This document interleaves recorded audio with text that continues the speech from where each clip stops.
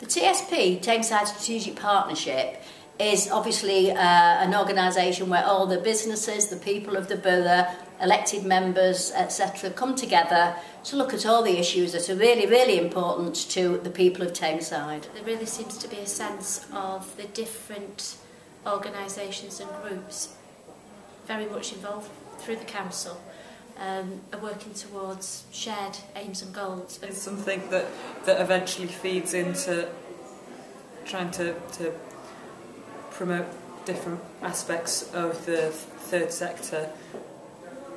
It works well in terms of voluntary sector organisations being able to have a voice and being able to bring things to the table at a strategic level.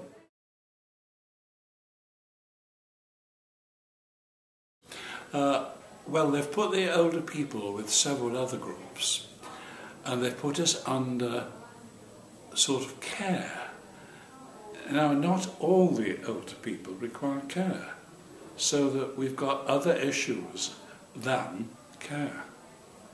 Well, next time, like when they organise something like this, they should get a few young people involved, like some youth clubs, just to help out, so they can just talk their language, so the adults can talk their language a bit, so we understand, because then they can get more young people more involved. Yeah. I think that a lot of the work is focused around strategy, and I would like to see more kind of task-orientated work, so kind of workshop stuff where you work together as a team, job done, move on to the next priority or the next thing. I think the way it is at the moment, the partnership bit, they're very much looking at where people are coming from. So you've got the older people's partnership, the children's trust and things. Whereas a lot of these topics, the things they're talking about may go across various different topics.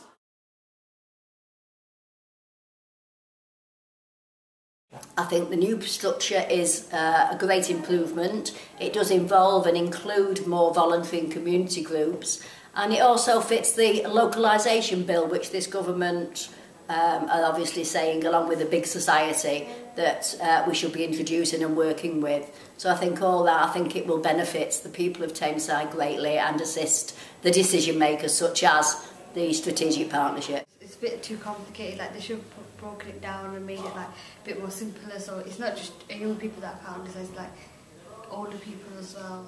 But looking at it, there are reasons for it, but there are also reasons against it, really and truly.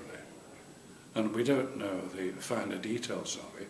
We don't know who's going to be representing the various people on the various groups, and how many of the voluntary sector will be there. Supportive network and the economic and skills networks seem a bit sort of lumped together.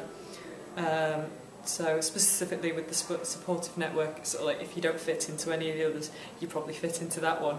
And I can see that one becoming quite a lot of different subgroups, which may not be, may sort of thin out the actual what people are trying to put across.